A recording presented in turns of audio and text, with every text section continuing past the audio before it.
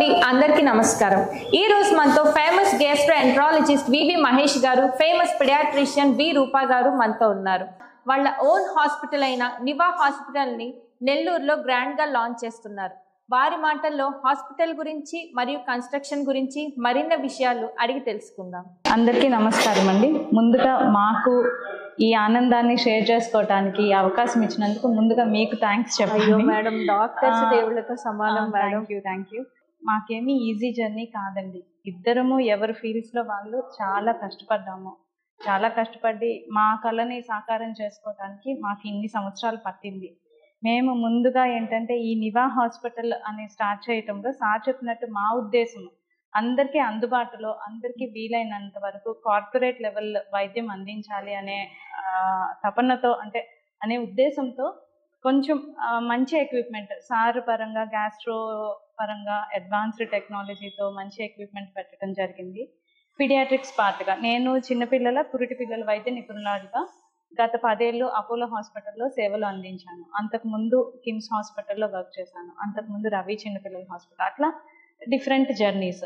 ఆ జర్నీస్ అన్ని దాటుకొని మేము ఇప్పుడు ఇలాగ మా ఓన్ సెటప్ పెట్టడం జరిగింది. ముందు మా ఓన్ అని అనుకునే దానికన్నా కూడా మేము ప్రజలకు ఏ విధంగా ఉపయోగపడాలి అనే ఉద్దేశం ముఖ్యం మాది. ఓన్ హాస్పిటల్ నివా హాస్పిటల్ని నెల్లూరులో గ్రాండ్గా లాంచ్ చేస్తున్నారు.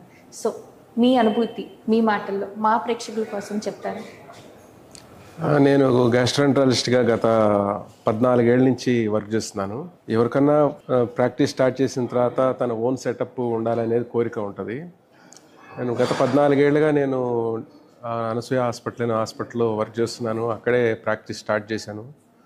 తర్వాత కొద్దిగా పేషెంట్ క్లయింటేల్ ఇంప్రూవ్ అయ్యి తర్వాత ఈ మంచి సెటప్ ఒకటి పెడదాము, అందరికీ అందుబాటులో ఉండే సెటప్ ఒకటి పెడదాము, అన్ని వర్గాల వారికి తగ్గ సేవలు అందిద్దాము, మన దగ్గర ఉండే ఎక్విప్మెంట్ కూడా మంచి ఎక్విప్మెంట్ పెట్టి అడ్వాన్స్డ్ టెక్నాలజీతో, అంటే మనకి పెద్ద సిటీస్లో ఉండే ట్రీట్మెంట్లు అక్కడే చేయాలని కాకుండా మన బీచ్ టైప్ సెంటర్స్లో, అంటే ఇట్లాంటి నెల్లూరు లాంటి టౌన్స్లో కూడా మంచి ట్రీట్మెంటు, అందరికీ అందుబాటులో ఉండే ట్రీట్మెంటు, అన్ని వర్గాల వరకు ఉండే ట్రీట్మెంటు, కంప్లీట్ గ్యాస్ట్రో సెటప్ లాగా పెట్టాలని చెప్పి కోరిక ఉండేది. సో ఆ తీరుగానే వర్క్ చేసాం ఇన్ని రోజులు. సో వర్క్ చేస్తూ ఇప్పటికీ మా కళ సాకారం అయింది. సో మాకైతే చాలా సంతోషంగా ఉంది. ఎందుకంటే మాది నెల్లూరు కాదు, మేము ఇక్కడ 14 ఏళ్ల క్రితం కేవలం జస్ట్ మా వృత్తిని నమ్ముకొని వచ్చాము. అట్లాంటిది ఇన్ని రోజులు కష్టపడి ఈ స్థాయికి ఎదిగి ఇట్లాంటి సెటప్ పెట్టగలుగుతున్నాం అంటే మాకే ఆనందంగా ఉంది, చాలా ఆనందంగా ఉంది. నెల్లూరు ప్రజలకి మీ నివా హాస్పిటల్ ఎలా ఉపయోగపడుతుంది? మీరు ఎలాంటి సేవలు అందిస్తారు? ఈ నివా హాస్పిటల్ అనేది ఒక మల్టీ స్పెషాలిటీ హాస్పిటల్ లాగా ప్లాన్ చేయడం జరిగింది. దీంట్లో ఫుల్ ప్లెడ్జ్డ్, అంటే హై ఎండ్ గ్యాస్ట్రో కేర్ ఇనీషియల్గా, అంటే గ్యాస్ట్రోఎంట్రాలజీ సేవలు, మంచి ఎక్విప్మెంట్ పెట్టడం కానీ, ఐసీయూ పార్ట్ కానీ, సర్జికల్ పార్ట్ కానీ, OT operation theatres, high end operation theatres కానీ అవన్నీ పెట్టడం జరిగింది. ఇంకా అంటే ఫుల్ మెడికల్ గ్యాస్ట్రోనే కాకుండా సర్జికల్ గ్యాస్ట్రో, సర్జరీ పార్ట్ మీద ఎక్కువ ఫోకస్ చేయడం జరిగింది. నెక్స్ట్గా వస్తే పీడియాట్రిక్ పార్ట్.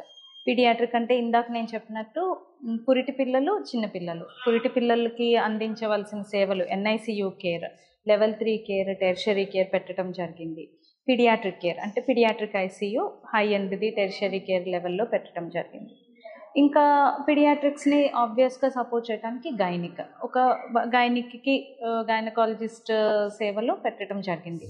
అంటే లేబర్ రూమ్స్ కానీ, డెలివరీ రూమ్స్ కానీ అవంతా కూడా వెల్ ఎక్విప్డ్, ఎక్కడ కాంప్రమైజ్ అవ్వకుండా ఇదంతా ఈ అన్ని సేవలు ఒక physician, ICU part, emergency part అన్నీ ఫోకస్ చేసి కాస్ట్ ఎఫెక్టివ్గా, కాస్ట్ రీజనబుల్గా నెల్లూరు ప్రజలు మాత్రమే కాకుండా చుట్టుపక్కల పరిసర ప్రాంతాల వాళ్ళకి కూడా ఉపయోగపడేటట్టు పెట్టడం జరిగింది. ఈ అన్ని సేవలు అందరూ ఉపయోగించుకోవాలని మనస్ఫూర్తిగా వివి మహేష్ గారు నేను కోరుకుంటున్నాను. మెడికల్ ఎక్విప్మెంట్ ప్లానింగ్ విషయంలో సూర్యనందన్ హెల్త్ కేర్ సర్వీసెస్ వాళ్ళు ఎలాంటి పాత్ర పోషించారు? మెడికల్ ఎక్విప్మెంట్ తీసుకునేటప్పుడు వేరే వేరే కంపెనీస్ వాళ్ళందరినీ కూడా అడుగుతాము, కొటేషన్స్ అయ్యి అడుగుతాము. సో చాలా వరకు ఆయనే కొంతమంది రెగ్యులర్ గా డీల్ చేసేవాళ్ళు ఎవరు డీల్ చేస్తారు, ఏ ఏ విషయం దగ్గర మనం ఎక్కువ కాస్ట్ పెట్టాలా, ఏ విషయం దగ్గర కొంచెం తక్కువ కాస్ట్ పెట్టాలా, ఎస్పెషల్లీ ఐసీయూ ఏరియా ఉంటుంది, ఎంతవరకు మనం స్పెండ్ చేయాలా, ఎట్లాంటి ఎక్విప్మెంట్ తీసుకోవాలా, ఓటీలో కూడా ఎటువంటి ఎక్విప్మెంట్ తీసుకుంటే మనకి యూజర్ ఫ్రెండ్లీగా ఉంటుంది, ఎక్కువ రోజులు మనకి వర్క్ చేసుకోవడానికి కుదురుతుంది, అలా ప్రతిదీ కూడా ఆయన మాకు సజెస్ట్ చేశారు. ప్లస్ కంపేర్ టు ది మేము తీసుకున్న వేరే కొటేషన్స్ తో కంపేర్ చేసుకుంటే సార్ ఇచ్చిన రిఫరెన్సెస్ తో మాకు వచ్చిన ప్రైజింగ్ కొంచెం రీజనబుల్ తక్కువ. సో ఆ విధంగా ఫైనాన్షియల్లీ కూడా మాకు బెనిఫిట్స్. ఇప్పుడున్న కాలంలో ప్రతిదీ డిజిటలైజేషన్ అయిపోయింది. మరి సూర్యనందన్ హెల్త్ కేర్ సర్వీసెస్ వాళ్ళు మీకు ఎలాంటి టెక్నాలజీని అందించారు? ఇది ఇందాక సార్ చెప్పినట్టు ఎక్విప్మెంట్ పరంగా ఎట్లాగా మల్టిపుల్ వాళ్ళు ఉంటారు మనకి ఎక్విప్మెంట్ ఇచ్చేవాళ్ళు, అట్లా డిజిటలైజేషన్ కూడా మనకి లోకల్లీ యూజ్ చేసేవి మల్టిపుల్ డిజిటలైజేషన్ టెక్నిక్స్ ఉన్నాయి. ఇంకొకటి ఏంటంటే ఈ డిజిటలైజేషన్ హాస్పిటల్స్లో ఇంప్లిమెంట్ చేయటం అనేది ఇమీడియట్గా మనకి దాని రిజల్ట్స్ తెలియకపోయినా లాంగ్ రన్లో అంటే ఏ ఇష్యూస్ ఫేస్ చేయాల్సి వచ్చినా ఏదైనా పేషెంట్స్కి ఫ్రెండ్లీగా ఉంటుంది, డాక్టర్స్కి ఫ్రెండ్లీగా ఉంటుంది, మనకి డేటాకి అంటే నో పేపర్. ఇప్పుడు ఈ డిజిటలైజేషన్ అనేది ఇప్పుడు మనీ పరంగా కానివ్వండి ఏదైనా కానీ మనం ఈ డిజిటలైజేషన్ అనేది కోవిడ్ అప్పటి నుంచి లెర్న్ చేసిన పెద్ద అది గుడ్ థింగ్ చెప్పాలంటే. ఎందుకంటే అంతకుముందు మనం ఈ డిజిటలైజేషన్ అనేది తెలియదు. ఈ కోవిడ్ అప్పటి నుంచి మనం అది లెర్న్ చేసాము డిజిటలైజేషన్ వల్ల అడ్వాంటేజెస్ ఏంటి అని. ఇప్పుడు పర్టికులర్లీ పిల్లలకు కూడా బాగా తెలుసు, చిన్నపిల్లలకు కూడా. ఈ హాస్పిటల్స్ విషయానికి వస్తే డిజిటలైజేషన్ అనేది ఏంటంటే ఓన్లీ ఓపీ ప్రిస్క్రిప్షన్స్ అనే కాకుండా మనం ప్రిస్క్రిప్షన్ ఇష్యూ చేసినాక ఏం మెడిసిన్స్ పెట్టాము అని పేషెంట్స్కి తెలుస్తుంది, అది ఎంత బిల్ అయింది అనేది క్లియర్గా ఉంటుంది. ఇంకా చెప్పాలంటే అడ్మిషన్స్ చేసినప్పుడు ఎటువంటి ట్రీట్మెంట్ పోతుంది అనేది పేషెంట్స్కి అంత అంటే ఓపెన్గా అంటే క్లియర్గా ఉంటుంది, ఎక్కడ ఏ ఇష్యూస్ లేకుండా. ఇప్పుడు హాస్పిటల్ మేనేజ్మెంట్గా మనకి కూడా ఏంటంటే క్లియర్గా ఉంటుంది, మనం ఏం చేసామంటే ఆ నెంబర్ ఐడి పెట్టాము, అది ఏం సేవ్ చేసుకున్నాం, దాని అవుట్పుట్ ఎట్లా ఉంది, ఎంత అన్ని అంటే అంత క్లియర్గా ఉంటుంది. ఇంకొకటి ఏంటంటే నో పేపర్ అంటే బేసికల్లీ ఏంటంటే ఈ ఎంఆర్డీస్ని పెట్టుకొని ఆ పేపర్ ఆ వర్క్ తగ్గుతుంది. సో ఈ డిజిటలైజేషన్కి పర్టికులర్లీ మనకి సూర్యనందన్ వీళ్ళు ఎలా అంటే సార్ చెప్పినట్టు శంకర్ సార్ వాళ్ళు మనకి ఫ్రెండ్లీగా అంటే డాక్టర్స్కి ఫ్రెండ్లీగా, నర్సెస్ యూస్ చేసుకునేటట్టు, ఫార్మసీ పీపుల్ యూస్ చేసుకునేటట్టు అంత ఫ్రెండ్లీది వాళ్ళ ఐ పేషెంట్ కేర్ అన్ని ఇవ్వటం జరిగింది. అది హోప్ఫుల్లీ బాగుంది.